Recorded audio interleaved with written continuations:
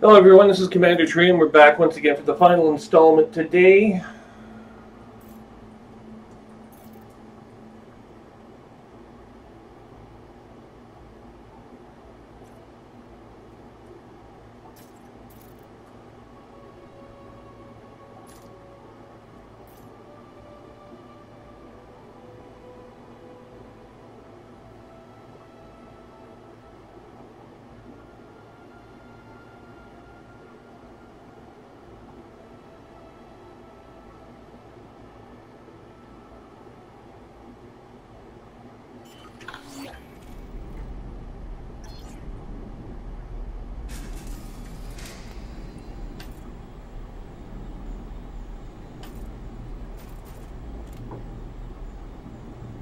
Okay, we're ready.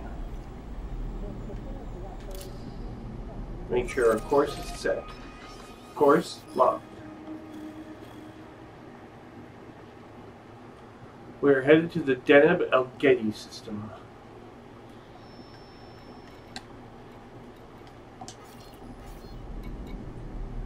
Begin the launch sequence.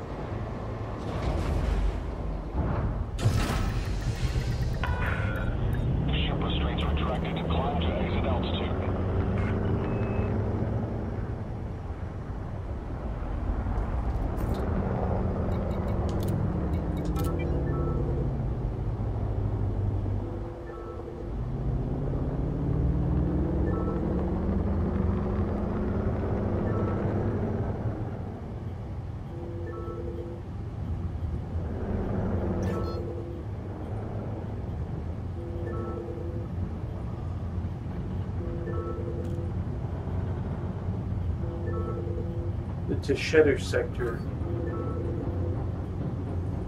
Bravo, Quebec, Yankee, Charlie, 18.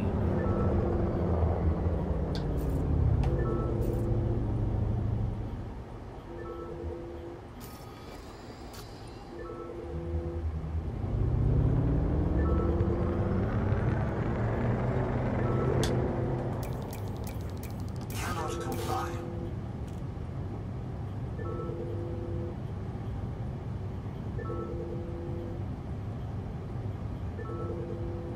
Unsuccessful. Cannot comply. Landing gear retracted.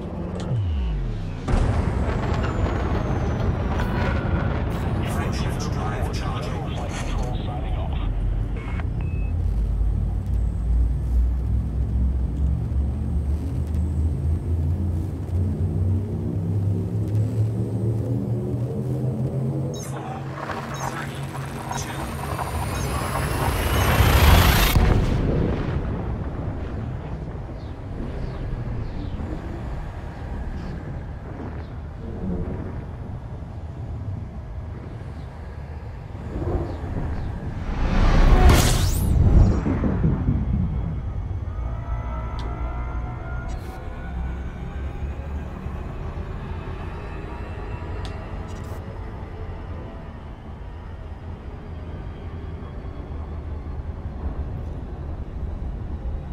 Frameshift drive charging.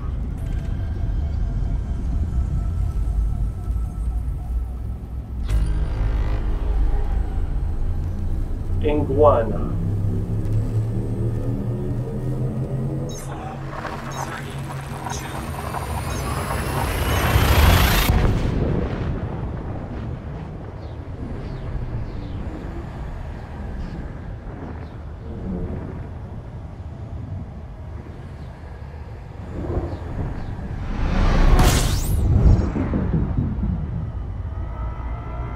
A Chandris.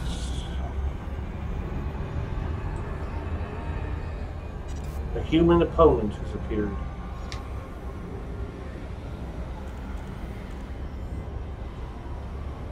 Warning, temperature critical.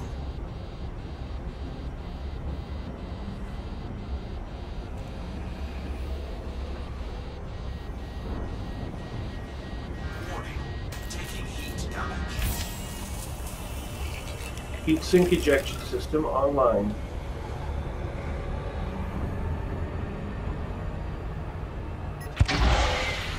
Heat sink deployed. Commander Stormy, 314159.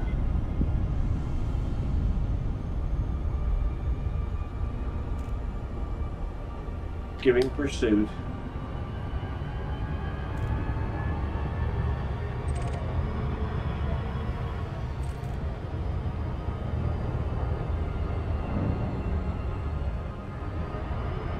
Martha-class tanker located.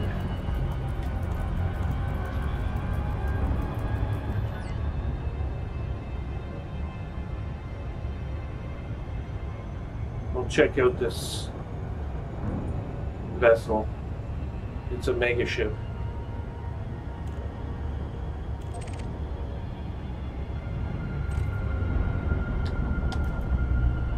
Threat to weapons fire detected. Computer standby for intercept. 8. Speed 7 set. 30 light seconds. 20 light seconds. We are at 10 light seconds. 1 AU.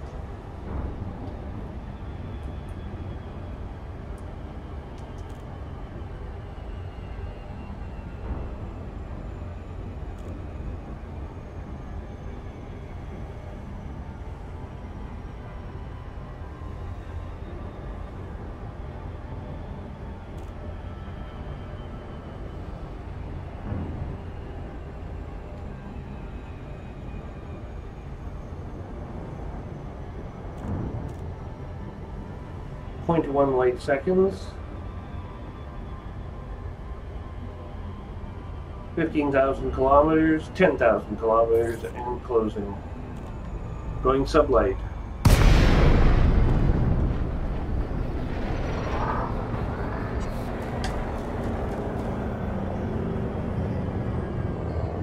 Target is firing at us.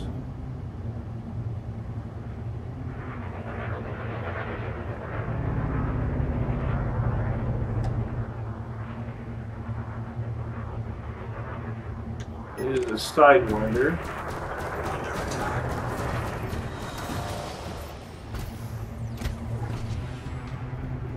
Target is attacking.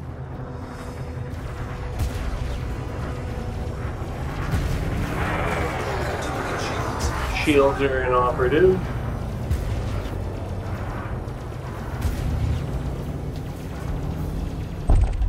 Target destroyed. Been destroyed.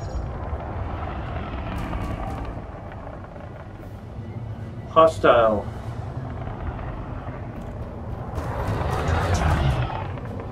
Threat has been located.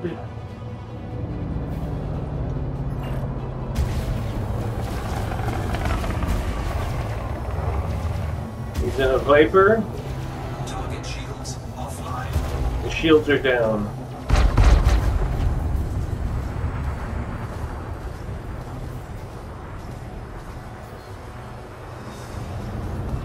Scan detected.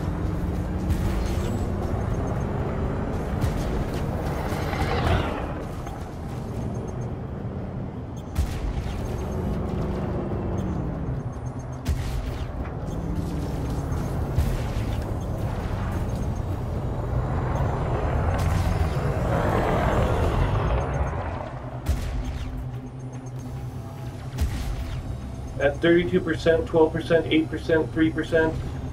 His hull is critically damaged. He's been destroyed. Hostile is attempting to evade capture. 4 kilometers distance. Target shields offline. His shields are down.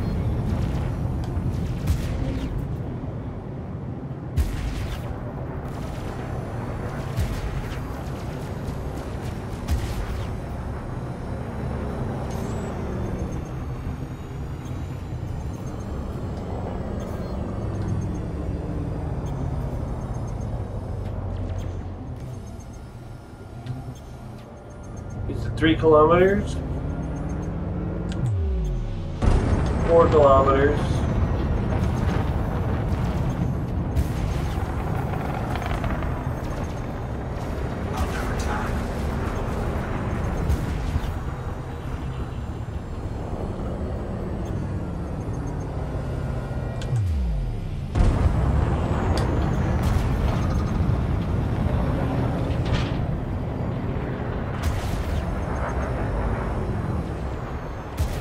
Rank competent is destroyed.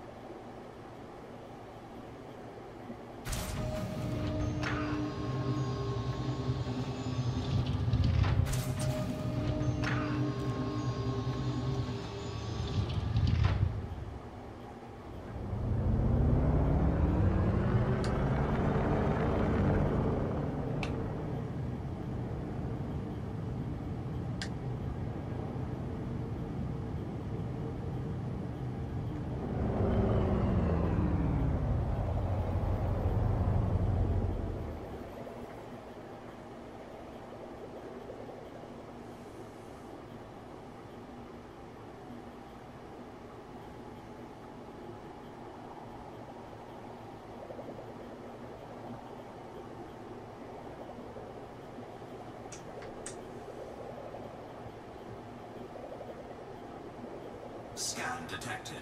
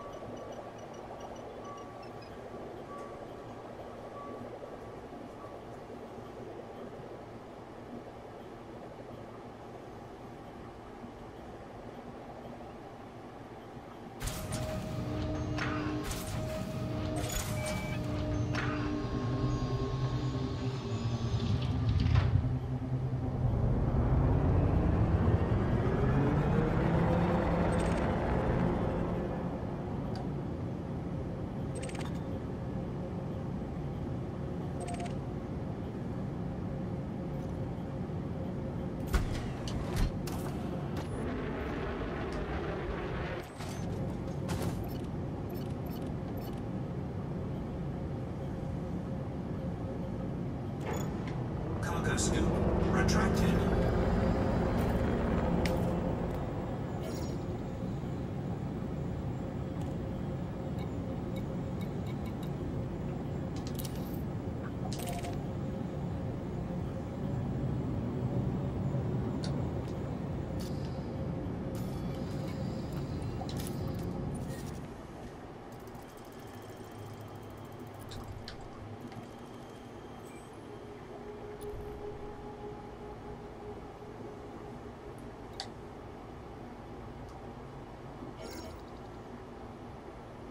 It's a military rescue starship.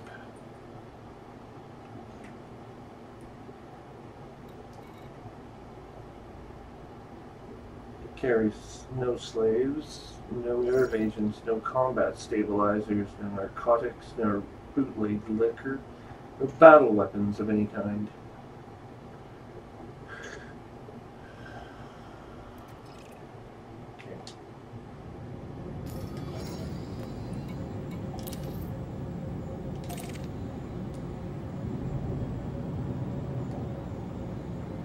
Naphtha class tanker.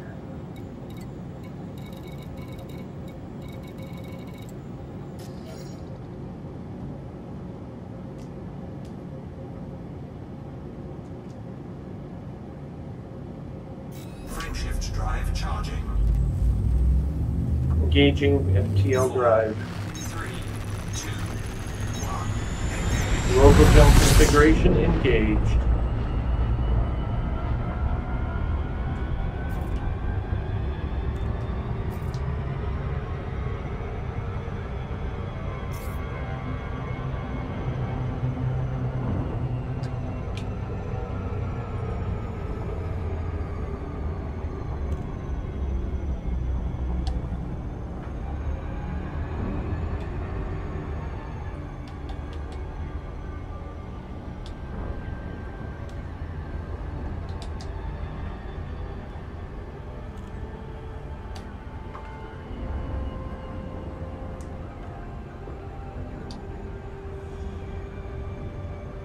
This is also a starship class.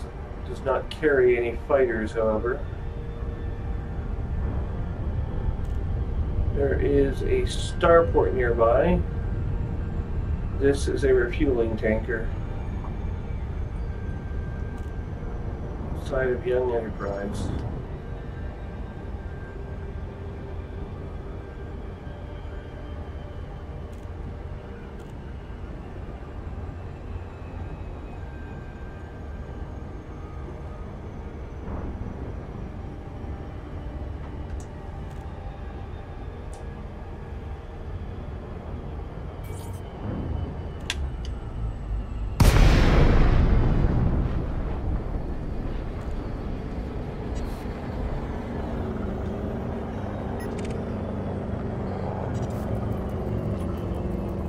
Commander Stormy.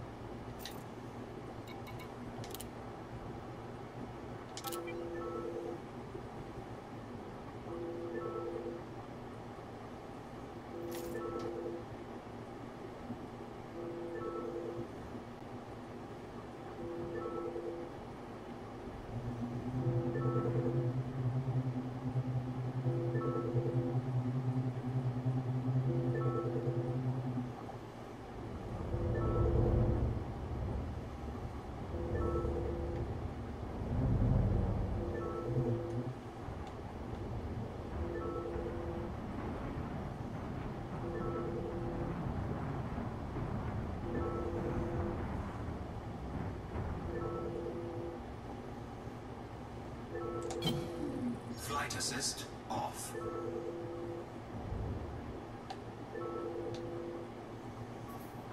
Caller disconnected. Hello?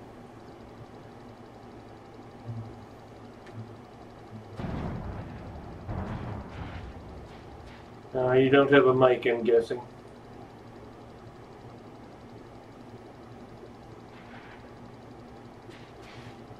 Well, I just wanted to assure you my peaceful intentions. I'm here to investigate the tanker. I'm on my way to the Deneb Gadi system, where there is a component in the Formidine conspiracy that backstory that I'm investigating.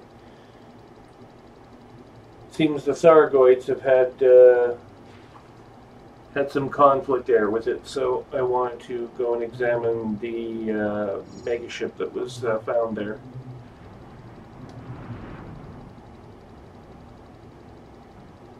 Oh dear, this thing seems to have taken some damage. Incidentally, you can type back messages to me in the interface if you want. I'll see them.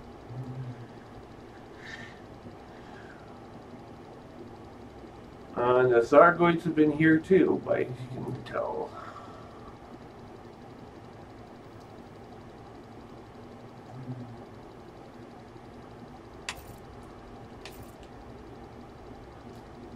Okay. Yeah, but it's obviously on fire and it's burning in space. And I'm noticing some corrosion on the hull. It's usually that's the Thargoid fingerprint. Oh yeah? Are they showing up here too?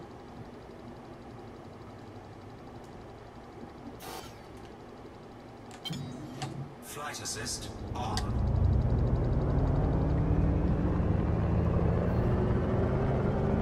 Alright. I won't be here long. Like I said, I'm just en route to the Deneb Gadi system.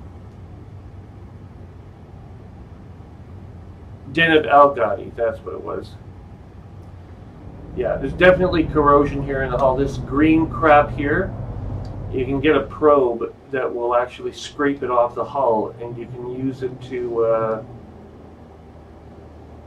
well, you can use it actually at human tech traders to buy anti-Thargoid weapons. Or you can use it on the missions, to some degree, that are related to acquiring Thargoid weapons. Of course, I have AX class weapons stored nearby. I didn't bring them with me because I didn't think we would have no, repair limpet isn't going to do anything. These people are all dead, and the ship is derelict by the looks of it. Although there's some... Oh no. I thought I saw a light on in some of the cabins here, but it's just reflected light. Yeah, these people are all done for. You've got atmospheric leakage, venting, fires. They've had it. And they had it long before you and I showed up here.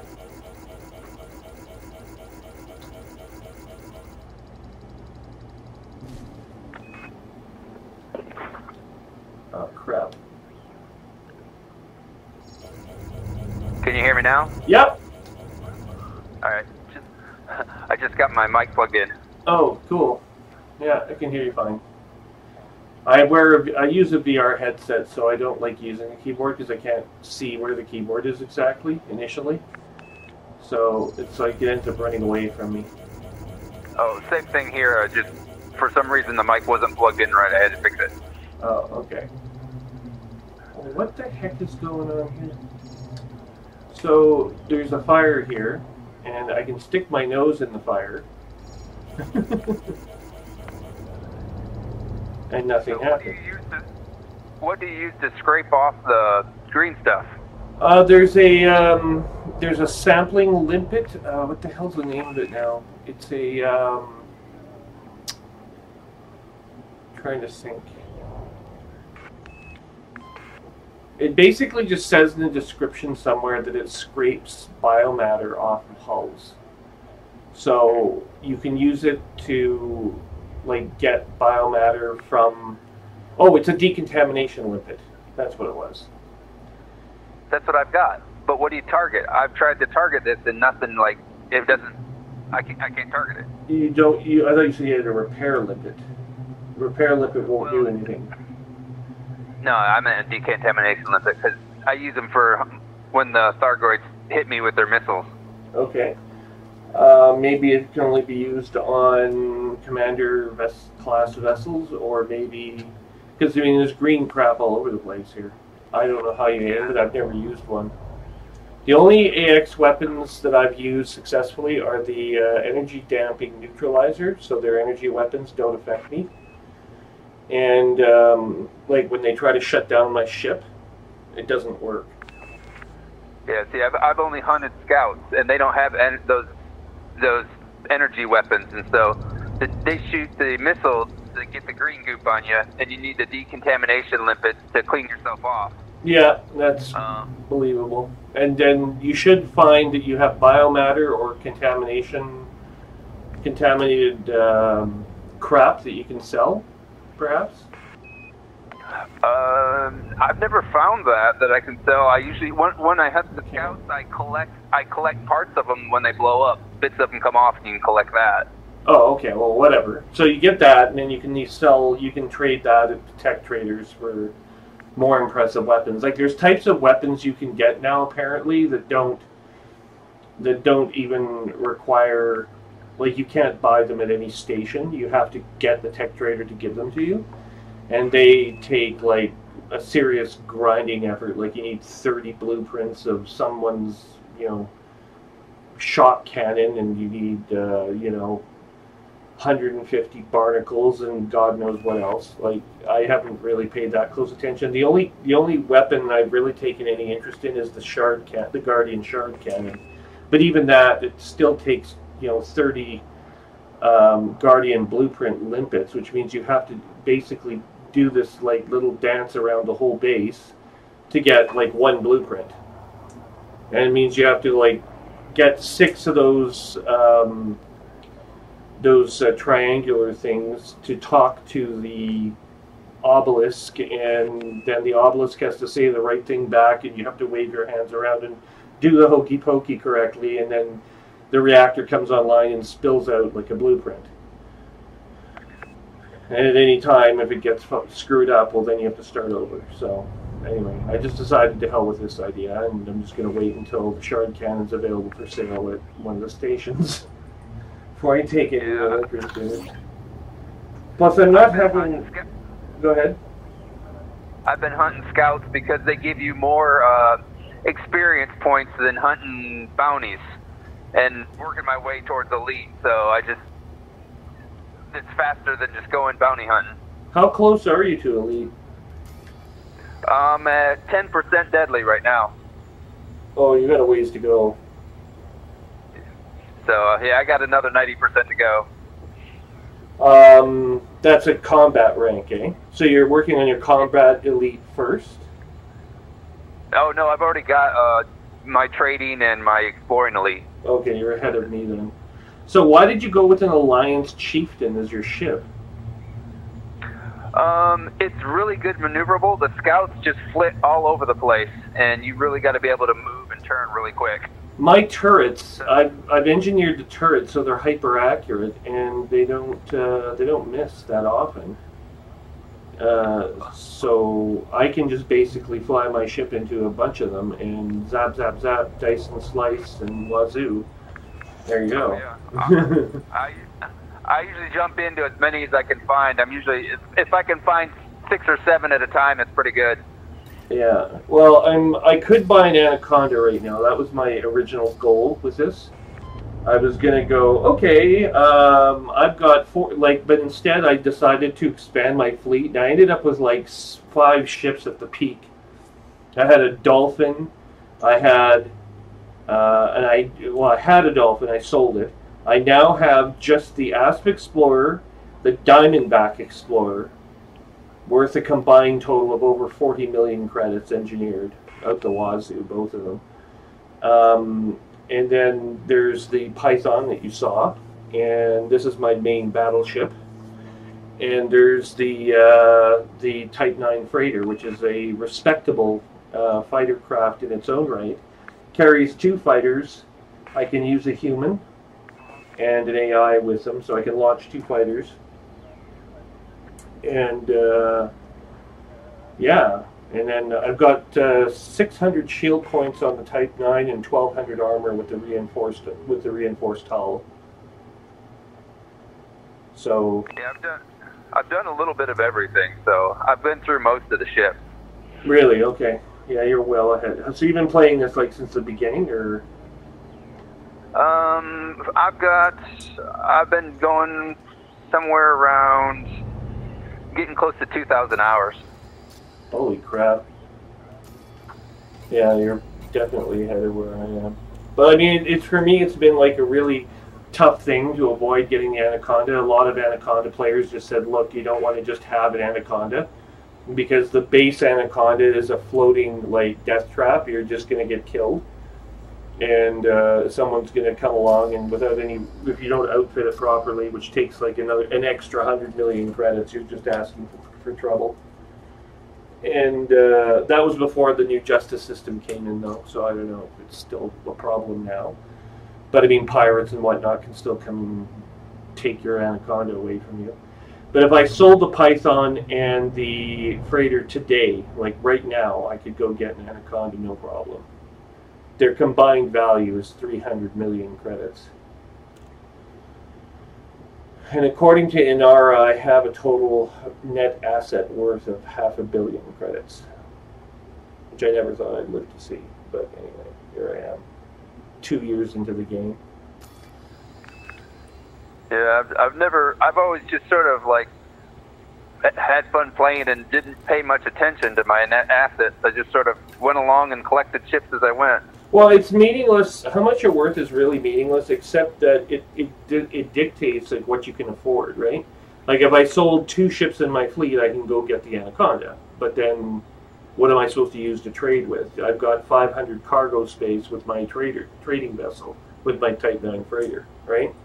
No one can beat that. Like none of the other ships carry 500 cargo and up.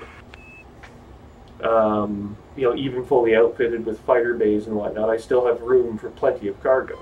And the cargo missions are now so valuable that when you wing up together with someone else, there's no beating them. Like you can make 10, 15 million credits a run if you take one of the missions. So it's very tough to say no to that and to just, you know, oh yeah, I'm just going to get an Anaconda. It's just only got like 128 cargo space to 500. Like, I'm sure I could maybe get it upwards of 200, but I'm never going to get an Anaconda to go all the way to 500. And what would be the point anyway? You couldn't defend the thing. But there's no question the Anaconda, I mean, properly outfitted, that ship is very tough to match. Yeah, I've played in it before, and I tend to keep all my ships very purpose-built for exactly what I'm doing, and I just skip from ship to ship depending on what I want to do. Yeah. You know, I have ships all over the bubble right now, and I want to like for Guardian missions, I use the Asp Explorer. For the trade missions, I move the freighter around. And then when it comes time to go do this exploration side trek that I'm on right now, oh, well, no problem. I'll just hop in my Diamondback Explorer, which jumps 50 light years a shot, soup it up with the FSD charger, and bada boom, bada bing, I'm jumping 200 light years across the cosmos to where I need to be. Yeah, I do the same thing. I keep a Diamondback Explorer around, and I just jump wherever I want, and then I transfer whatever ship I need there. Exactly. Instead of flying slow stuff all over the place. So, you know, like right here in this system, I've got a Diamondback Explorer. It's how I got here, and I parked it, and then just bring this thing in to collect the missions and run them around in the various, you know, systems around here. And when I'm done, I'll just fly out and ship this thing back. Yeah. So, were you around last year at this time? It was about late April of 2017 when the Formidine conspiracy and Senator Salome from the Empire was being hunted down by all those commanders. Do you remember that at all? I really was just, at that time, I was so busy just trying to, I was doing a lot of exploring at the time, and I was getting my elite in my exploration, so I wasn't following that too much. Okay. Well, there's this place in the galaxy called the Formidine Rift, which was in 200 years ago in game time. No, a few decades ago in game time. They sent out a bunch of megaships out there, armed with probes, different types of equipment, to basically form some sort of communications network out in this like sparsely populated by stars region between the Perseus arm and the outer arm of the galaxy. And what ended up happening is virtually all of the ships they sent, we're talking hundreds of thousands of people, ended up getting just killed. There were various causes. Disease was one. Another was pathogens that were introduced. The one from the Fusako, the story goes a little differently for that one. It actually finished its mission and started heading back to the bubble. As soon as it did, the entire engineering department decided to go on a homicidal rampage and start killing colonists, people, anyone they could get their hands on, right? And when they stopped being able to kill people that way, they compromised the ship's system so that all that was left was a few hours of battery power, life support ran out, and everyone died of exposure. So there was no atmosphere, everything's dead. Along comes a little old lady named Rebecca. She's exploring in an Asp Explorer for some reason in the Formidine Rift. I never got a clear answer why, but she's hot on the trail, right? She's got this idea in her head that there's some conspiracy going on. And sure enough, she finds the smoking gun, the Fusako. Okay, so she finds the smoking gun, decides to take scans of everything and run back to the bubble. She gets back to the bubble, meets with Senator Salome to tell her story. Salome believes it, right? Hook, line, and sinker. And it probably is true, who the hell knows. But anyway, about half the commander community at the time turned and said, no, this is a bunch of, like usually the Imperials, said this is a bunch of malarkey. There's no way the Empire would ever be involved with something like this, and immediately went on a manhunt after Salome, who they considered a traitor, right? But now we hear other stories coming out now where, oh, there's a myconoid pathogen that is lethal to the Thargoids, which humanity introduced to the Thargoids to try to kill them all off. And we haven't found the Thargoid homeworld anywhere inside our galaxy, and we've been, crisscrossing the galaxy pretty much everywhere now, all four quadrants. So, where the hell is the Thargoid homeworld? And the conclusion inevitably is going to be it's from outside the galaxy, right? So we're looking at the Large Magellanic Cloud, the Small Magellanic Cloud. Those are two satellite galaxies that are fairly close to the bubble, 150,000 light years outside the Milky Way. And then you got the Andromeda Galaxy at 1.5 million light years. It's larger than the Milky Way and could be the Thargoid's home. And so could Galaxy Triangulum, or M33, which is 3.5 million light years away. Both of those last two galaxies, Andromeda and Triangulum, happen to be, guess where? Just beyond the Formidine Rift. That would be the logical course for an invasion force coming into our galaxy to use.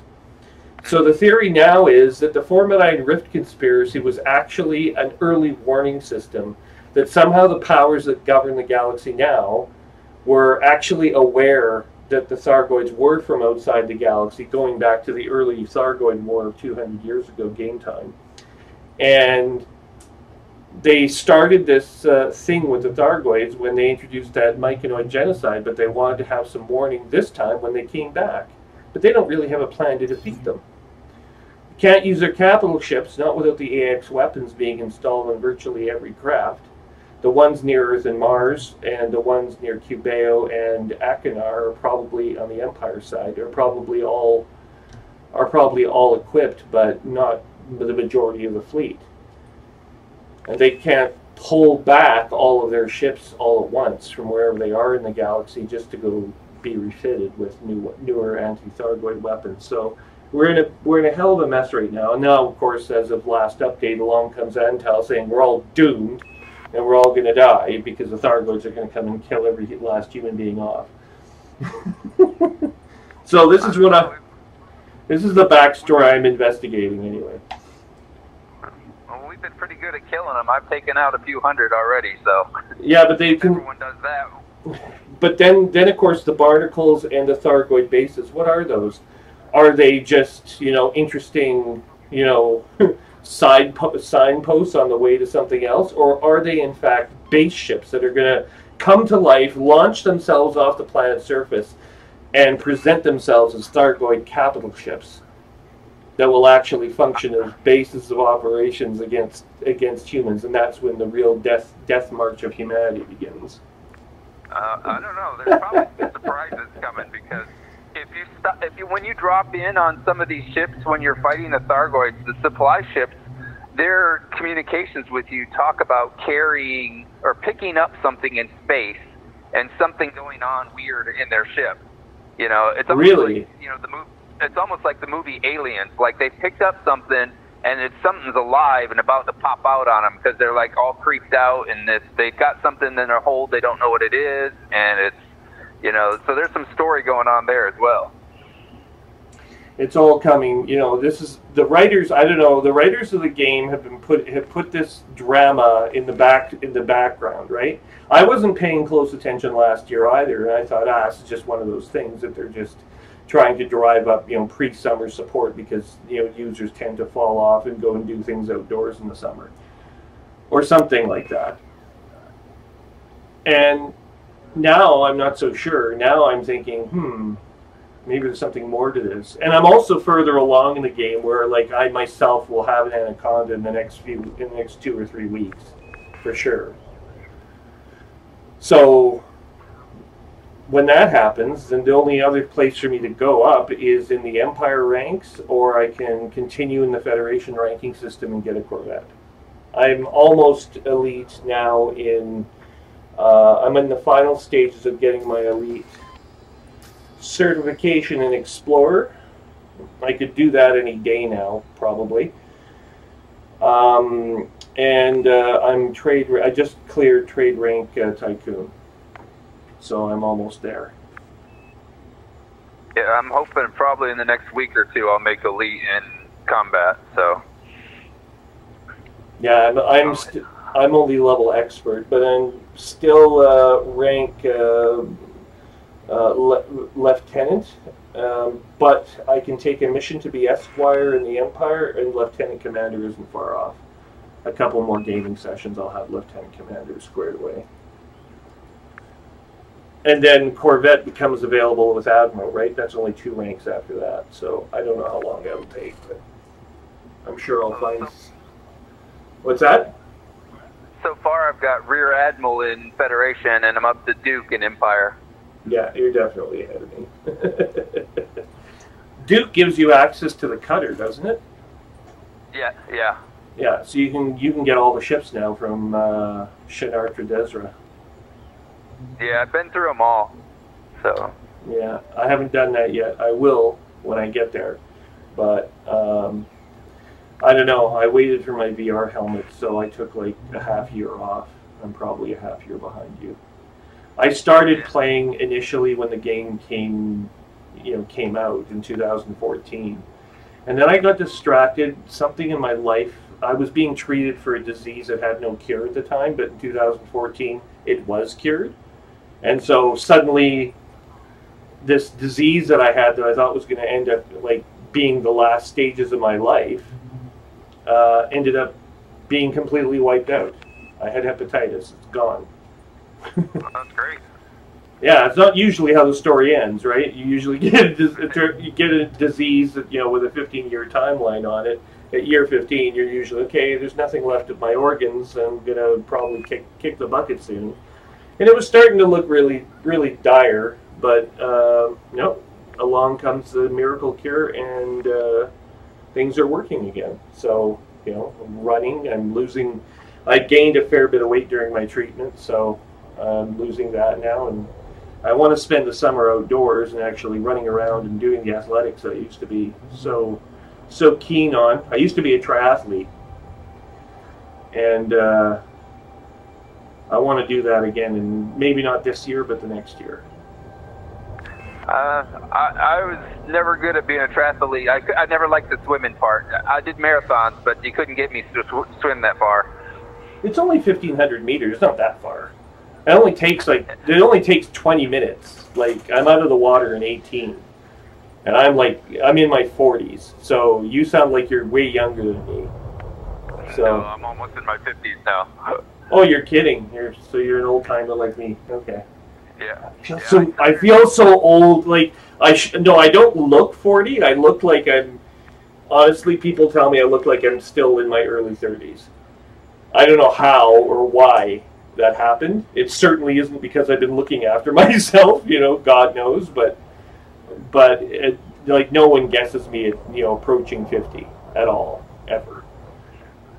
And I started all this back about 2.5 years ago when the VR just started getting popular. The Vive came out. And I basically jumped on the Vive VR train, and that's when I heard about Elite Dangerous. I'd never heard of it before, and I saw some YouTube videos of people playing it, saying it was really cool. So I jumped in, and basically got addicted to it and haven't stopped since.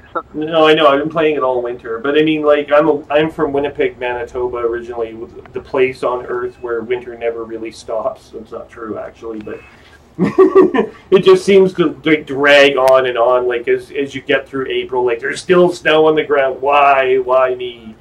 And a lot of people leave the province actually and go to Florida or something for the winter. But I found my solace in Elite.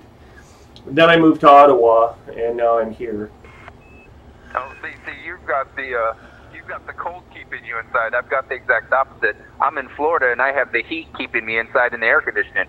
Yeah, so, well, I know. I was in Puerto Vallarta, Mexico, a few years ago, just for a trip.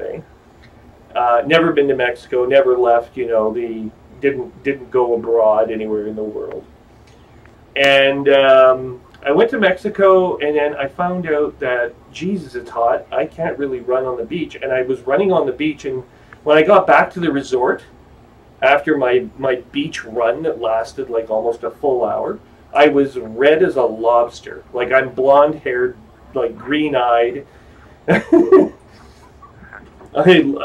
have very pale white skin. I don't look old at all, you know. I don't have any bronzing or anything on my body.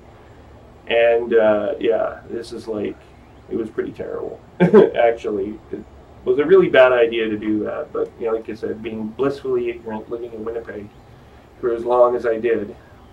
But it is warmer here in Ottawa, and there's no snow on the ground right now, and you can drive a motorcycle, or a scooter. I use a scooter now to get around. Buying a motorcycle later this year. And like I said, I intend to enjoy athletics a little bit more in the summertime. So I'll have to break off my Elite addiction at some point. You don't know there's therapy for that, eh? Not that I've heard of yet. I'm going to send you a friend request. That's okay. Yeah, sure. So I don't know if you want what exactly you're doing here. I'm going to go continue my exploration out to the Deneb-Elgadi system. Hang on, I'll tell you how far away it is. I don't think it's that far away from here. 7 jumps in the Python from here to Deneb-Elgadi, so it's probably like just under 100 light years. I can jump 20 light years per whatever, so 130 light years maybe, I'm guessing. unless some of these are short. Could be short jumps here. Yeah, 1, 2, 3, 4, 5, 6, 7 jumps. So, hang on. So let's take a moment to figure out. Boop, 107.1 light years. Yeah, this thing's got a really short jump range because I engineered it to be fast and light, not jump. So since I basically travel trailer it everywhere. Okay, so how do you how far can you get the Alliance Chieftain to go if you wanted? Like if you engineered it. True, I'm guessing probably up in the low 30s. All the ones I've gotten and put together, I've got 2 right now, and I usually just, like I said, I just tank them up, and I don't worry about jump range because I just tow it everywhere. Oh, so okay. I've never really tried to add to the jump range too much. Do you have a home base around here, or? No, not around here. I'm back in.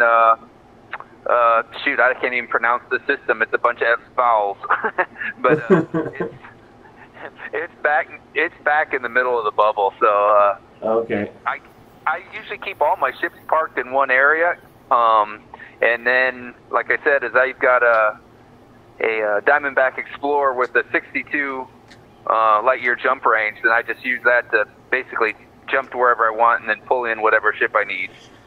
Yeah, this ship, what I was doing over here, there was the Thargoids were invading the Kanubi system, which is just 2 jumps behind me as I was passing through this system. And that base was on fire as like last week. And then this week it's now under repair. So this week the Thargoids have jumped ahead of where we are, I think. Memory serves where... Yeah, they jumped to LP 58136, which is towards... Where's this engineer? Laxac, from where we are. Have you been to the Vanguard here in this system? It's a rescue ship. I don't have to go. I know what's there. Yeah, but when you go on there, they have missions that show where the Thargoids are in the local system. You're kidding? Yeah, you jump in there and go to their missions, and they'll show you where Scouts and Cyclopses and Basilisks, where they all are in the surrounding systems. And there's missions to go and kill Thargoids straight off that ship. Wow. So that's what I do, is I just jump into the Vanguard, pick up a few missions, go out and kill them, and come back. I was just on my way back from a system to kill Thargoids, so... The thing is, I don't have my AX weapons with me. My weapons inventory is still back. It's ahead of us, actually, in the game. I was going to pick up some of them when I got to one of the systems I'm going to have to jump through to get to Deneb Getty. Oh, that's interesting. Well, I guess, I don't know. That's interesting. I have never even heard of that. This is New Gauna? In Gauna. Okay. Yeah. Let's see, I was just at, Burr, hunting scouts, and let's see, I've been to I guess it's Carnary is nearby here, and Hainjagai, and then let's see, I've had missions in 9. I can't even pronounce these words. Argari. I don't know. It's just the systems right around here within, like about 15 light years or so. Yeah. And all of those systems have had Thargoids in them. And when you go into the, to pick up a mission, it tells you exactly, even what planet to go to where to find them. So you don't have to spend much time looking for them.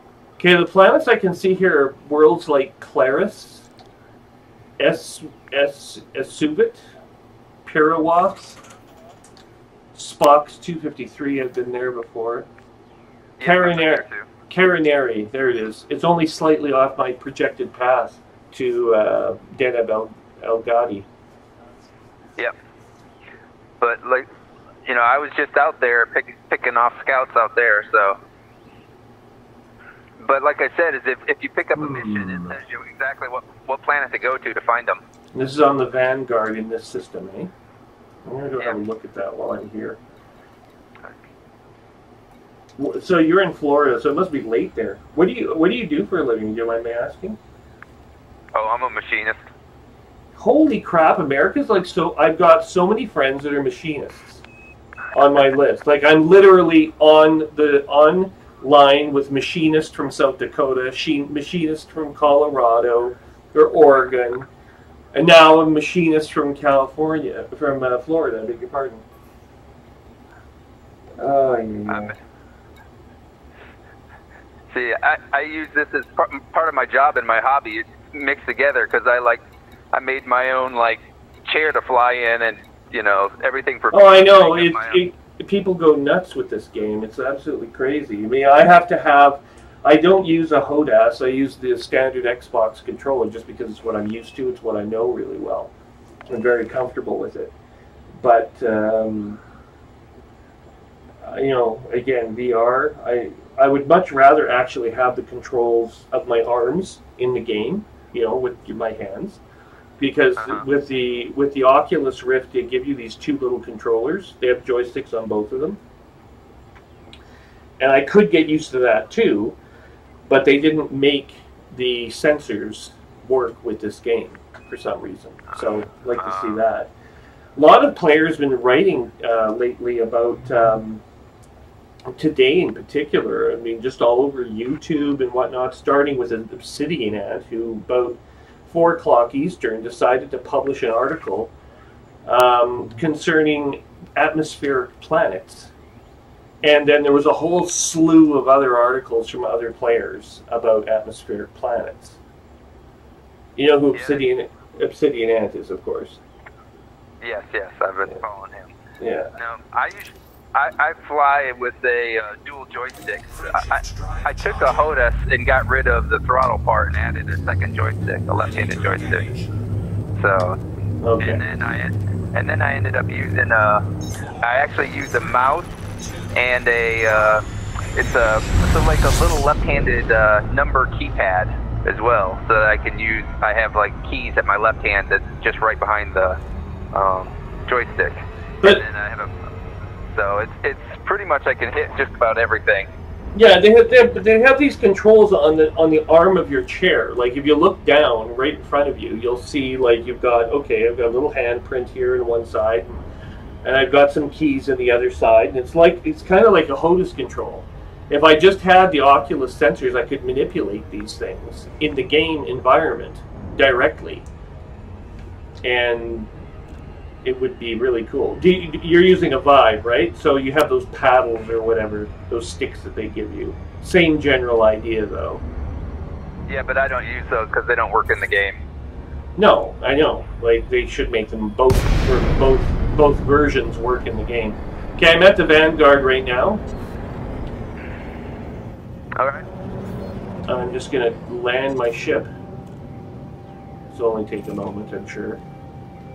Computer, contact the Vanguard, request docking clearance. Docking request granted. Engage autodock. Autodock engaged. Yeah, I just got voice attack just this week, so. All the other machinists for some reason seem to just love voice attack, so I know what it is and I know how it works. I'm a software developer by profession, so I talk to my computer nicely. No, you probably made the right decision with HTC Vive. I'm not very happy with Facebook right now over this Oculus Rift purchase of theirs and all the screw-ups that have gone along with it. Not the least of which really isn't their fault. Turns out that my cable, to which I'm tethered to my computer via the tethering cable that plugs into USB ports for the Oculus, it's fraying. It got pinched. It's very delicate and didn't like being pinched, and now periodically my video will just cut out in the middle of like a battle, in the middle of docking, things that require a certain amount of coordination. And it makes things very frustrating because suddenly you're blind, arbitrarily all of a sudden and without any warning. And yeah, so I've had to deal with that, and I pulled out the duct tape, and I think I fixed it temporarily. But I'm going to end up having to buy a new cable for this thing. Not very happy about that. I'm hoping for a wireless version of the Oculus Rift or the HTC Vive, perhaps if not this year, next year at the latest. Otherwise, I'm going to have to try playing VRless again for a little while. But I think, unless I spend the money on cables. Oh, there's your ship. You know what it looks like? It looks like a lunar lander. Yep, it's a lunar lander. The Eagle has landed. There it is. It's a green lunar lander then. Yes, you painted it green. NASA wouldn't paint their lunar lander green because it's too much weight involved. Except now with Elon Musk's new rockets, you don't have to worry about that anymore because the rockets can be reused. So he's cut the access to space cost in half. You know, between him, the cure for my disease, all the upgrades that have been happening to cell phones in the past like 5 years. Neural technology is right around the corner, according to some people. AI on the horizon. You get the idea things are moving just a little too quickly. Like, our technology is just moving way too fast to keep up with, even for a software developer. And I'm supposed to be a technology enthusiast, and even I'm having trouble coping. Starting to feel like terrible amounts of ennui. All right, Starport services. Yeah, the Vanguard just moved here yesterday. It was in a different system, so I had to follow it here. Oh, really? Yeah. So this is every week or two. Oh, is there a schedule that's posted, or? Yeah, if you go back to the main page or whatever, in the GalNet section, it says Flight Operations Plan. And you click on that, and it tells you where it's been for the last 3 or 4 weeks, and the dates, and so it moves on a fairly regular schedule. So where is this again? You go where? Back on, if you go just back to the main mission page, under GalNet. Yep, Flight Operations Plan for Vanguard, there we are. Yep. It doesn't tell you where it's going to move next, but it tells you the past places it's been, and you can see the dates and how often it moves. So you get a very good sense of like when it's going to move, and they'll usually give you about 6 hours notice. If you're in the area or go to it, it'll pop up and say we're going to move in 6 hours, and if you're on it and docked, you'll actually move with it. You'll end up in the system it's on. Wow. So it'll move you.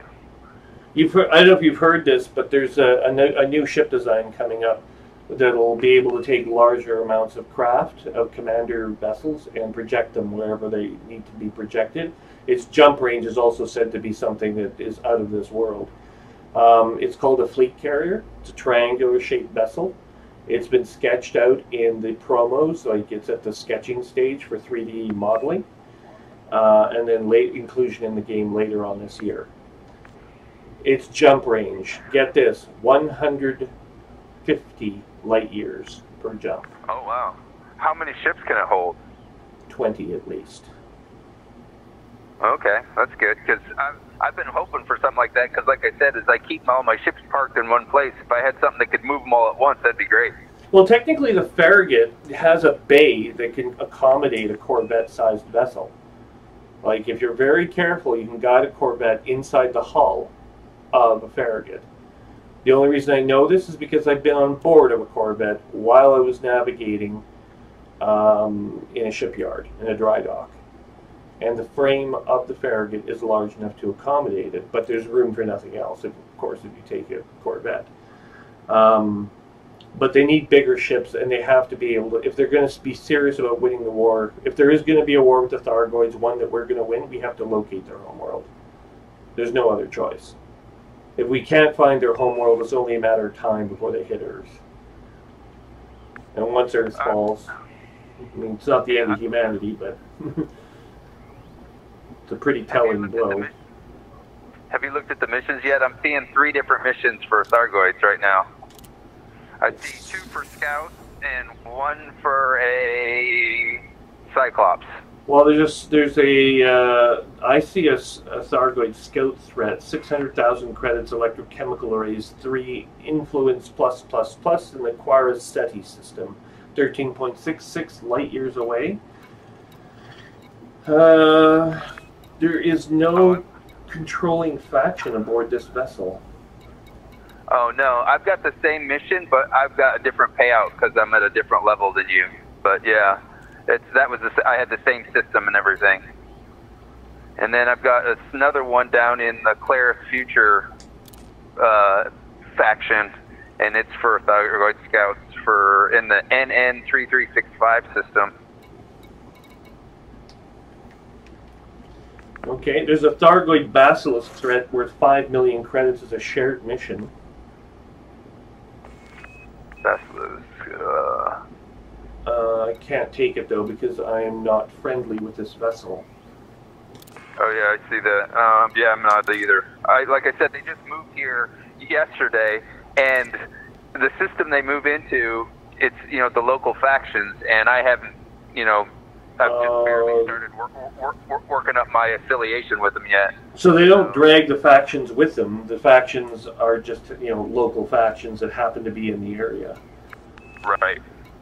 Okay. So, I'm only at, let's see, for the Nguana Incorporated, I'm only at Cordial, Neutral for Green Party, Cordial for Claris, yeah. and Nguana, I'm still at Cordial at almost all of them. So I've just started taking their missions today, so. Neat. I'm not going to do this right now because I'm not high enough rank to get any of the really valuable missions that I want. And I'm also on a mission right now, so I'll do it tomorrow. Are you logging in on a daily basis, or what's your plan? Oh yeah, I'm here practically every evening. Not so much on weekends, but during weeknights, I'm pretty much on every weeknight. You have family life and whatnot to pay attention to, or? I'm sorry, say that again? Do you have a family? The children, wife, things that you... Yeah, okay. The guy that I hang out with here most frequently is from South Dakota. He has a family, a wife, and but for some, it's weird. His family is aware he's addicted to the game, and they let him play. If they need something, they'll interrupt his game, like right in the middle. I'll be talking to him, and all of a sudden, no, I'm not talking to him anymore. he's dealing with his family, so. But he's on like almost all of his spare time, whatever spare time he has. Most of my time on is late at night, so that's when I've got time for it. Yeah. I've been on several recent job interviews, and I'm in a position to be I'm a contract employee generally. I suppose I could do some mentorship work online if I really needed the money, but I still have a tiny bit of money left, and I'm waiting to hear back on these interviews I've been on. So every year it's the same thing. It's seasonal work. April is the season for hire, and then you hope for the best. Maybe you go a year, maybe you go 6 months. It really depends on the government's mood. Okay, so here's what we'll do. I will leave and continue on my mission. Is the heat really that bad there right now? We're hitting the upper 80s. Really? Yeah, well, it's not so much the heat as the humidity. It's just really humid here too. Yeah, I know, it's an oceanic environment, so you got... We don't get really ocean... I mean, we have waterways that connect to the ocean from this city. You can go down the Ottawa River and then up the St. Lawrence Seaway and out into the Atlantic if you want to. But I don't know. I'm not going to like take a boat to like England or anything. So, but anyway, it's not really an oceanic environment. It's slightly more humid here than it is than what I'm used to on the prairies. When you're from the prairies, it's dry and windy all the time, right? So, I found Pacific Coast especially hard to deal with when I was out there when I was much younger. But yeah, it'll get hot here. It'll hit 30 or 40. It'll hit 35 degrees in this valley. Ottawa, Canada's capital city, Ottawa, is built into a valley, a giant like canyon-like valley. It's very deep, and it retains heat like nobody's business. Have you flown in wings with anyone yet? Oh yeah, many times. Do it all the time. I'm like winged ordinarily. I'm just not right now because my partner, who I see is logged in, is obviously AFK and he's probably fallen asleep at his desk again, right in front of his computer. His wife will have gone to bed without him. Yeah. See, I've mostly played this alone. I mean, I really, like I said, I just got voice attacked this last, like a week or so ago, and it's the first time I've hooked up my microphone to talk to anyone. And yeah. so I played a little bit to a few people, but in VR you don't like typing that much, so no, you don't do it as much as you can. So I've mostly done this alone. So I've never really done a wing mission yet. So I don't even know how to hook up with people in wings. Oh, well, you just talk to them, and most of the players are fairly friendly. There's certainly an element that doesn't want to talk to you. Like they're scared or something. They don't like hearing other people's voices. So they want to do text, which drives me crazy because I don't understand why in God's name would you text someone when you can communicate information much faster through speech than you could ever hope to with text. And I've actually gotten into arguments with people about this point. They're like, no, you can type faster. No, that's not true. Anyway. No. Maybe I think this is one of the reasons I feel old. Like I'm dealing with millennials that like cannot function normally with, speech, talking to another human being. But anyway.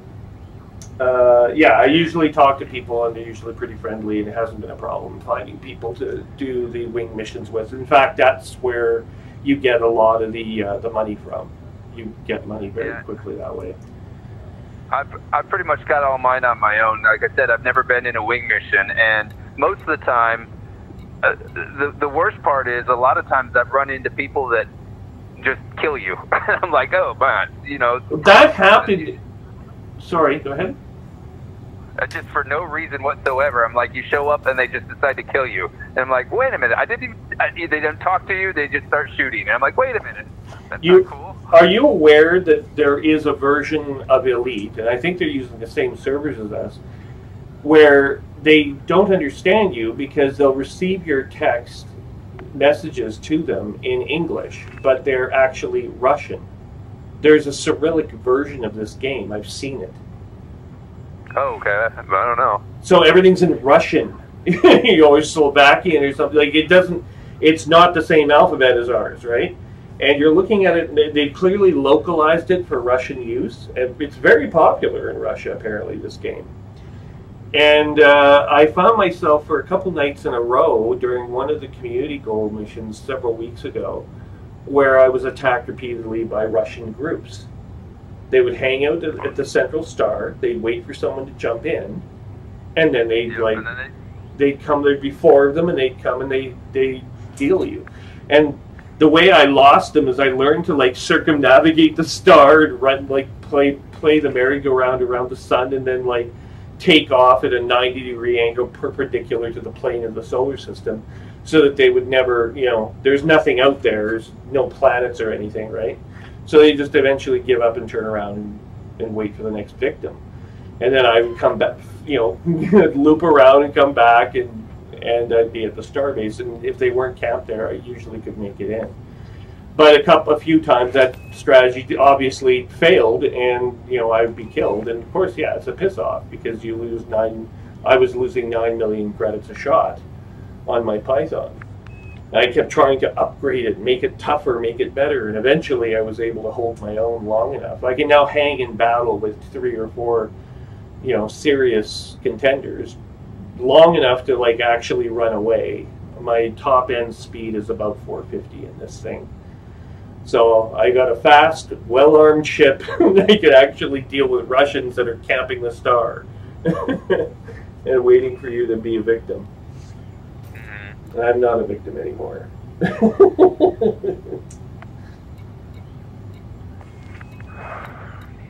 I mean, I can see philosophically if the game lets you do it, it must be okay. But on the other hand, they're just being kind of dickish about it. It's not fair at all, like, unless you're in a wing of your own and can engage in battle. And that must have happened a few times.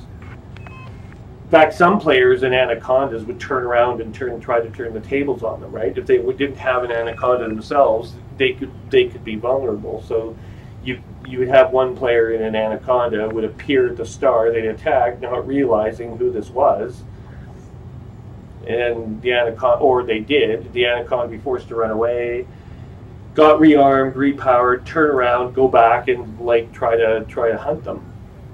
And there's a couple of the more senior players that have gone further in the game than I have. I got killed in an Anaconda by 3 Corvettes once. They were just camped out and they just jump on you as soon as you peer out of the star. I was like, that wasn't cool at all. No, that isn't fair. But how the hell do they know where you're going to be exactly? Like, it usually takes a second or two. But a Corvette's not that fast either. I mean, a Python, at least I can be, it's a medium-sized ship. I can, get it engineer the thrusters up quite a bit and, have it move quickly. Well, it wasn't hard for them because, first of all, I didn't know this was going to go on, and so I wasn't exactly like trying to avoid anyone. I was just flying regular down through the star system. Yeah. And of course, they came after me with they basically surprised me. So it only happened once, but I was like, when you don't know what's coming, they can get you pretty quick. Well, and how much did you have to pay for insurance on your Corvette? No, I was in an Anaconda. Insurance on the Corvette's pretty high too, though. Yeah, I mean, and I can only imagine it's like 20 million maybe for a well-armed Anaconda. Oh yeah, it was a lot. It's a pretty big piece of coin to just lose because someone wants to do PvP.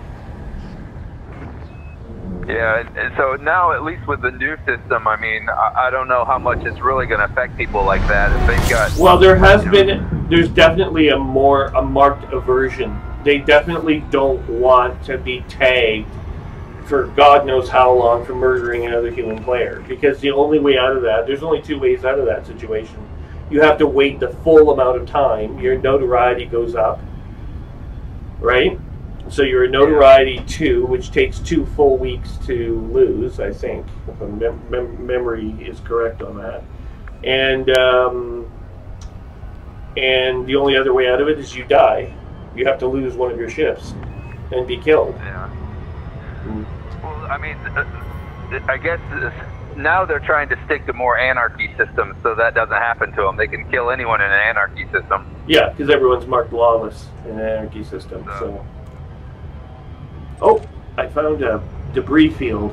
I'm such a scavenger, like I'm running around collecting all this crap from these debris fields every chance I get, because at the technology traders, they just love trading all this crap in. So you can give them like grid resistors and other garbage, and you give them to them by the 100, and yeah, they just love this stuff. So yeah, usually when I'm just jumping around, I carry limpets and a limpet controller just so I can jump into debris and collect stuff.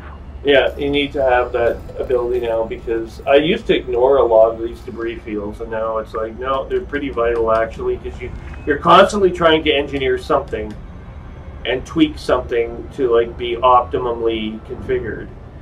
And sure enough, you're going to run out of stuff at some point. And if you don't have it, then you have to trade for it, and yeah. The other thing that I don't like about that whole system is they hide the technology traders on the map until you discover them, like until you actually go to the starbase and find them there. Unless you go to Inara and like look at the list based on your own search criteria. But Inara is the only ones that are doing that. Then all that EDDB tells you is materials trader. That could mean anything. That could mean encoded, it could mean material, or it could mean raw. And you don't know which it is because they don't tell you. Yeah. Yeah, when it first started, I had trouble finding them because, you know, there was no one listing them. Now that they have people listing them, they're not so bad to find. Yeah. Oh, wait! There are 4 ships here. All are rescue vessels. There is an encrypted data storage canister here. And there's Did you drop in on a set place, like debris field, or was it just a pop-up, signal debris field? A pop-up signal. But there's 4 ships here. Like there's an Anaconda rescue vessel. I think it's an Anaconda. It's Rescue 1 class Anaconda. RSS Dream. There were over 300 people on board this thing. Can't tell. None of them made it off before it blew. Keep scanning Rescue 1 and so on. So that there's dialogue here. Okay, I'm going to use my collector. Thus. Hey, no. Collector 3 of 5. Ready. Okay. Cargo scoop deployed. 1, 2, limpet 3. See, now if I use a class 6 limpet, I could actually have 4 of these things going simultaneously, but no. There's a lot of debris here, though. There must be like, I don't know, 25, 30 points of debris on the scope.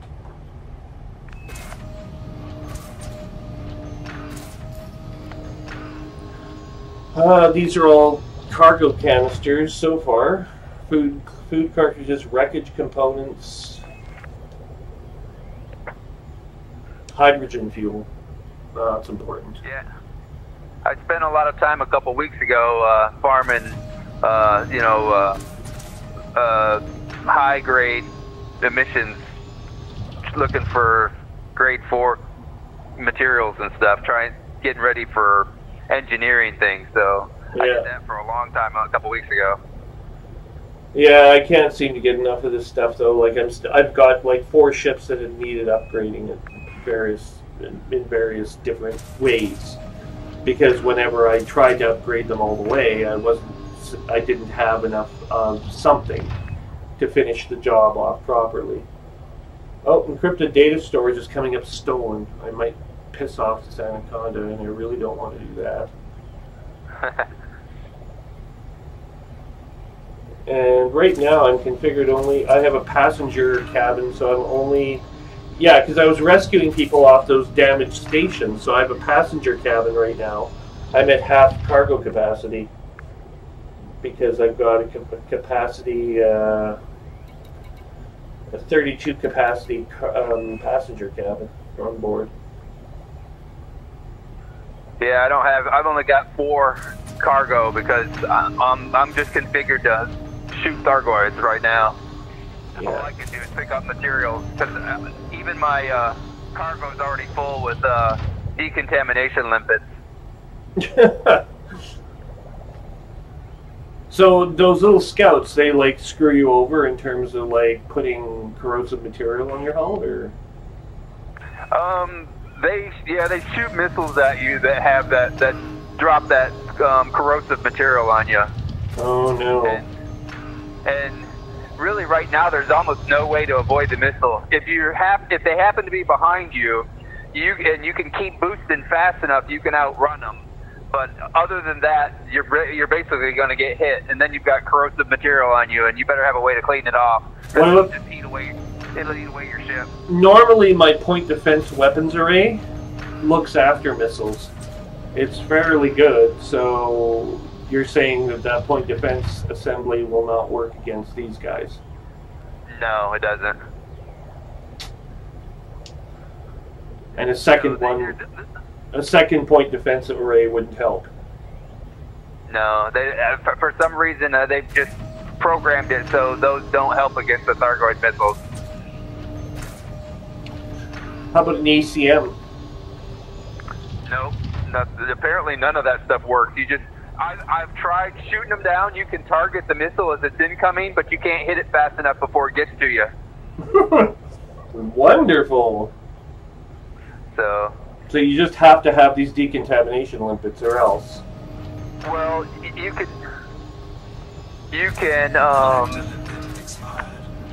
let's see, you're supposed to be able to heat up the outside of your ship to burn it off, but you're basically taking damage just to do that. So it's either damage yourself by overheating yourself or carry the decontamination limpet. Jeez. So like I said, I always keep 4 on board with me, and I can go through about 20 or 30 scouts with about 4 decontamination limpets, make it through before I have to go back and fill up again.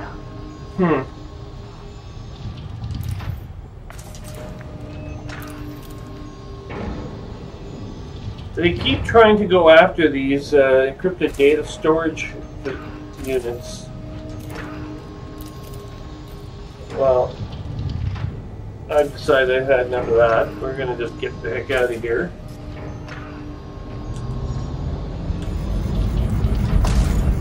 Cargo scoop retracted.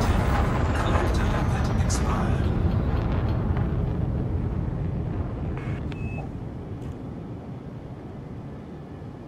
Okay, I'm leaving for the LHS-21 system, and we're going to dump this inventory of illegal. There are 2, jettison 1, jettison 2. 2 are jettisoned. And that will be that. We now have legal cargo again. I don't like breaking law. I'm a bit of a goody two-shoes that way. Okay. I remember one of the first times I got killed was by a station when I accidentally picked up a criminal passenger. And it was back when I was first starting, and I didn't know that it was going to get me killed. And so basically, I picked him up, and I started flying out of the station, and I got scanned right away. And they immediately started shooting and blew me up within like 2 seconds. And I was like, hey, what's going on? I didn't even know what happened. Yeah, I know. It's nasty. You didn't play any of the earlier versions of Elite on the older PCs, but there in the 90s, the 1990s, there was a version of Elite called Elite 2 Frontier. And basically, you had to request, like, they had atmosphere planets in that game as well. And except you were allowed to land on them and take off from them. You could see cities, dome cities in some planets that were partially terraformed, or you could see, the full cityscape in front of you. You could land in New York or Los Angeles or Tokyo or wherever you wanted to, right? But if you did land in these places, you had to, if you visited Earth and landed in these places, you had to know the rules.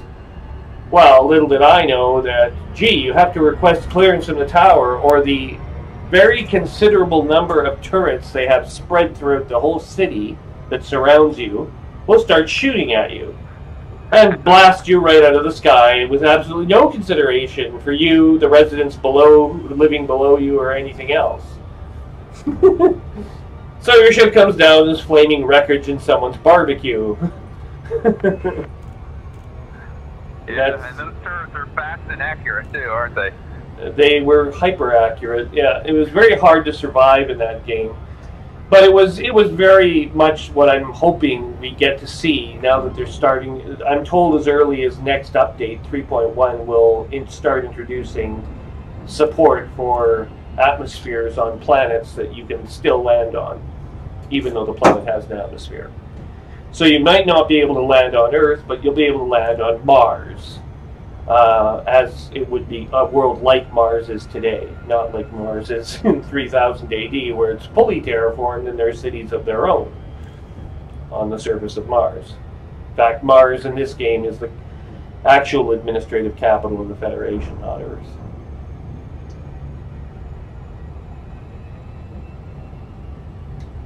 Earth is just a birthplace of humanity. Yeah, I remember when I first started.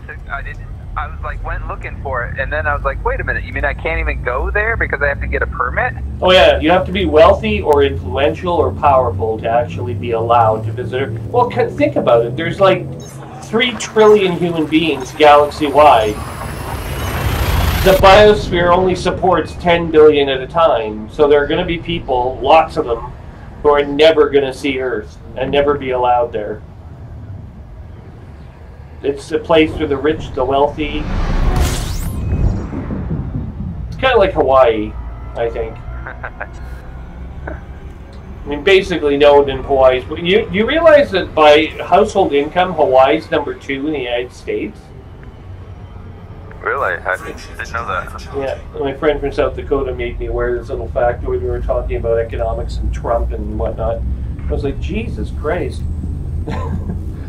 I have a friend who I went to high school with who he lives in Alberta now, but his mother worked for Air Canada for many, many, many years, and he used to go every second summer to Hawaii when he was growing up. Can you imagine being a teenager and getting to go surfing in Hawaii every second summer?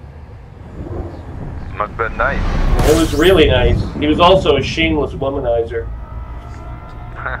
He knew how to play the game. Of course, he's probably driven to, but it's what happens to you when you visit Hawaii, I guess. Of course, look, I'm talking to you, someone who lives in Florida, another quasi-island-like paradise. It's not as wealthy, Yeah, well. not as wealthy as Hawaii, though. I think Florida came in on the list. I mentioned Florida. I thought was one of the poorest states. It's about middle of the road, just below middle of the road. It's behind South Dakota in terms of household income, but it's not as badly off as Missouri or Puerto Rico. Household income in Puerto Rico is $18,000 US per year on average. Well, we definitely get a lot of rich tourists here. Most of them are probably Canadians. Canadians love Florida. I've run into a few. I've run into a couple that would come down here, and it's like January, and we're all freezing, and they're like jumping in the pool. Yeah. Well, I mean, like even a 15-degree day, which is chilly, admittedly, I would not.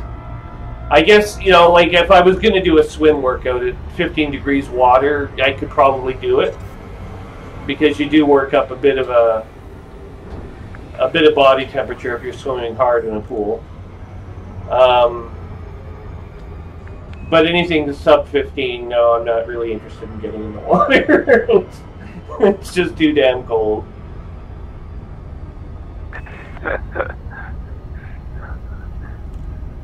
Yeah, it doesn't get that cold here, but to us it feels cold. Oh yeah, I'm sure. But this is the problem with like triathlons in where you live is the fact you have to deal with things like jellyfish in freshwater lakes of the kind we have many of in Canada. You don't have to worry about jellyfish attacking you from below the waves, right? Yeah. You go do a triathlon in an oceanic environment like my coach did every year, it seemed. She would go out and she would, she'd go do World's Triathlon, ITU World Championships, and she'd like put her name in and she'd pay her own way, and I don't know how the hell she afforded it all, but somehow or other she ended up going all the time. And she did okay, surprisingly, in her age group, she did okay. We have a Python that's challenging me here. He's rated Master, which is exactly what I'm rated as, so, but I'm going to evade him. So she would go and she would complain about the jellyfish, and I was just like, oh, what is it like? And she'd tell me all about, oh, well, you get stung, and, you know, sometimes it just hurts, and other times it's paralysis and whatever. It's just like, okay. It's enough of that. I'm not really all that interested in jumping into ocean water. And it was bad enough in Puerto Vallarta. There was a turtle or something. I still to this day am not sure what. There was some creature living underneath the waves on the beach of the resort I was living at in Puerto Vallarta for a time. And yeah, it would feel you, right? So then it wants to know what's stepping on it. So it kind of creeps out and looks around, and then it hides under the sand again. It's like, what kind of creature is it that hides underneath the sand, waiting for a victim to step on it by accident? Apparently there's a few things like that out there. Not in freshwater lakes. The most serious contender you ever have in a freshwater lake is like the beaver damming the river, the exit river up or something, and then causing a small flood in your backyard. I used to like going swimming in the ocean until I started scuba diving, and I learned what was in it, and I could see it all, and then I didn't like swimming in it anymore. Oh, really? Too many dangerous things that you don't know about. There are quite a few dangerous things, but I mean, like anything, knowledge is power. I was trained by a military diver in the Canadian Armed Forces, and for my scuba training, my best friend for a time was big into scuba diving. Got me involved in it, of course. So he's all like, okay, let's, so he trains me up, and then it's like the weirdest, like cold water making your hands feel numb, and made it to me feel like I was losing consciousness for some reason. Like I was freaked out by a lot of different things, but it wasn't what was in the water that was ever going to scare me out. It was my own paranoia was good enough to do that.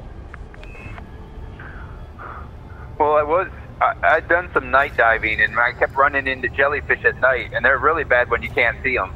Oh yeah, they're translucent. So, and they're attracted to your light, so then they just come hunting for you.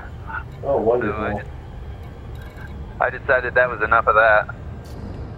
Yeah, I mean, there can be places with coral reefs and stuff. I'm sure can look very pretty, you know. Or if you dive wrecks, I'm sure it's very fascinating. Most of the time, the jellyfish are not interested in you anyway, especially during the daytime.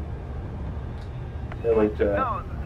No, they're not. They're not aggressive or anything. But at night, when you're swimming around and you can't see them, and you just sort of swim right through the middle of one, it's not so fun. No, because of course the defense mechanism instantaneously stings you, tries to stop you from ripping it to pieces. Where am I going in this bloody system? There's supposed to be a ship here. Oh, James class bulk cargo ship. Lock destination on target. Okay, slow down, slow down, slow down. Hold on. Jeez. Okay, we got a really bright star in the system. We have a refinery, 2 refineries, James class bulk cargo ship. I don't see any. Well, there's some unexplored signal sources here. Unexplored conflict zones, unexplored. There's multiple conflict zones that are good for bounties. Bounty bonds that you can turn into the bondsman. Okay, so I've got to explore the system is what this thing is telling me, but we'll start with this James class cargo ship. Okay, and there was an article on Canon Research about this star system. Okay. Surveying nearby systems with ammonia-related planets, we found Deneb Algeti to have non-human signal sources, so we believe that this is the second attack target. Yes, the Thargoids are coming here. So what system are you in? The Deneb Algeti system.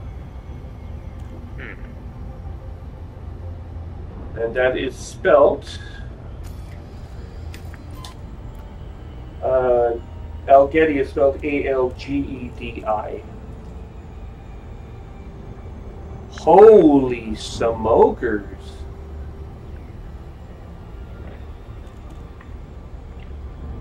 I have to scan the system. Hang on. No.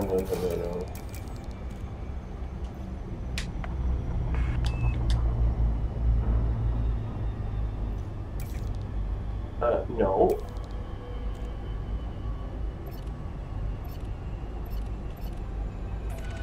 Scanners are active. Scanning the whole system. I've located 2 other worlds, both unexplored.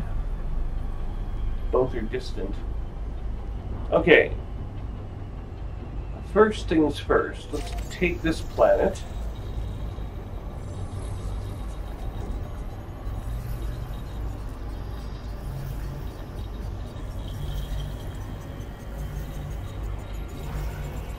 Scanning.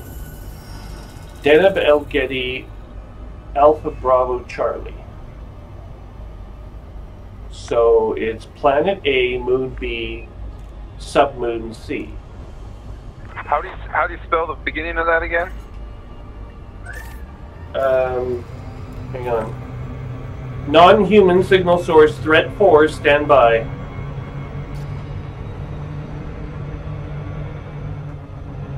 Okay, activated. A as in alpha, L, G, E, D as in David, I. Algedi. Spelled just as it's pronounced. It's not coming up in my search. Well, you have to say Deneb space Algedi. D-E-N-E-B space. And then the A-L whatever. D-E-M... No, N is in November. E, B is in Bravo.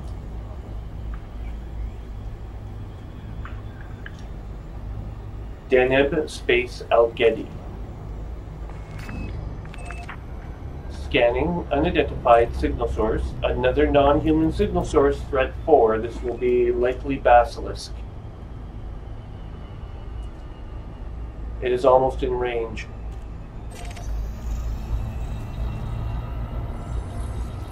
I decided to concentrate on scanning the planet and its moons and submoons, of which there are many.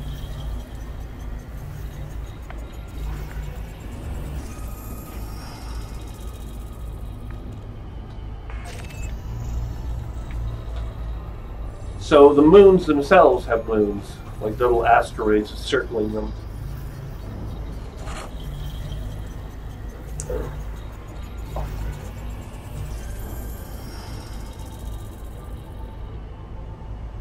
A, B, D. Alpha, Bravo, Delta. Alpha, Bravo, Bravo. Unexplored. Scanning main central planet. It looks like it's a metal-rich lava world. Deneb El Gedi Alpha Bravo. Star A, first planet B. Okay.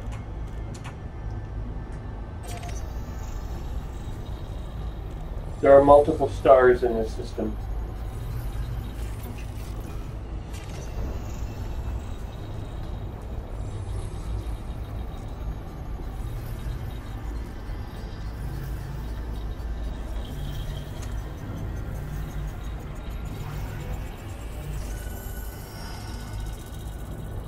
Deneb El Gedi Bravo Alpha. Planet B, Moon A. Laying in the course of the planet's rings, there's a ring system organized around the planet. It is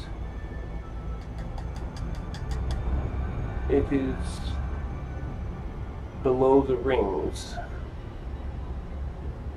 Oh yeah, that planet is definitely volcanic. As you can see, volcanoes all over the surface. And red hell lava spilling everywhere. And there's a huge crevasse running through the southern continent. Well, that's actually one big planet-sized continent, but there's a crack in the southern hemisphere. Well, I'm going to have to say good night and good luck on your hunting for the evening. Yeah, I'm just arriving at the cargo ship now. It is surrounded by Thargoids.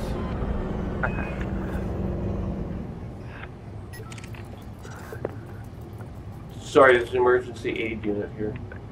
And there's a data port. Okay. All right, I'll let you go. We'll talk tomorrow, hopefully. All right, I'll talk to you later. Take care. All right, bye. Bye for now.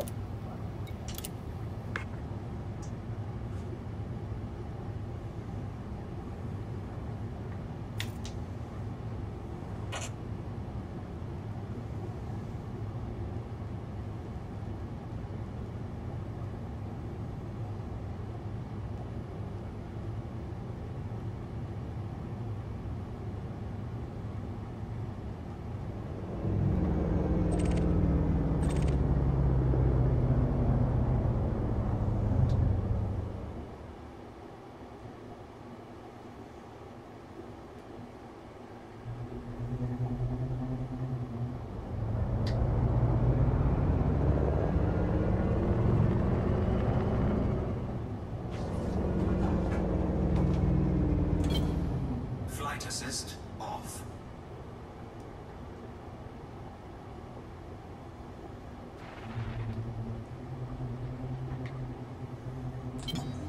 Flight assist on.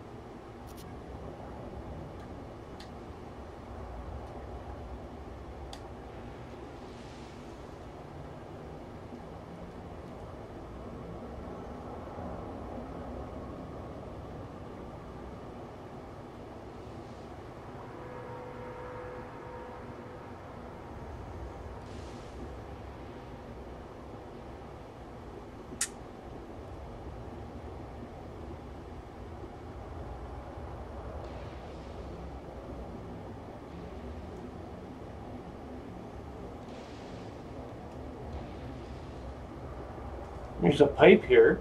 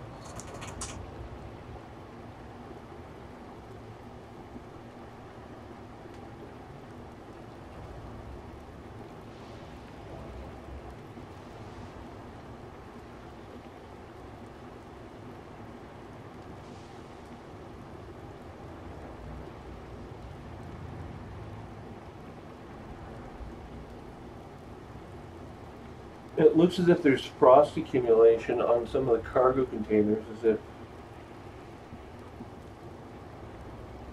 something terrible has happened.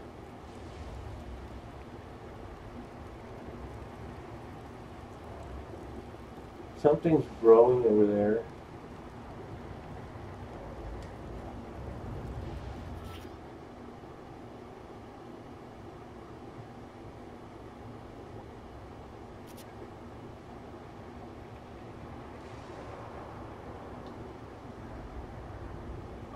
That doesn't look right.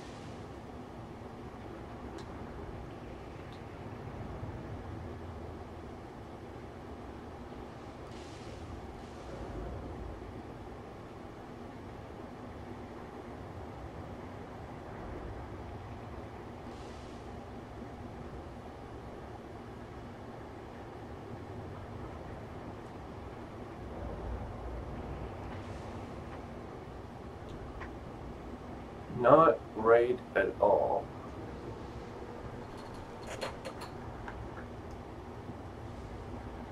Alright everyone, I'm somewhere it's inside, I guess, a James class cargo ship, exploring what the Thargoids have done here, and it looks like there are fires all over the place. The ship is derelict. Life support is probably offline, although I can't breach the hull to go inside and find out. There's certainly some kind of xenomorphic contamination in many of the cargo containers, possibly throughout the entire ship's structure. We'll have to pick this up tomorrow. I'm going to go back aboard my ship, and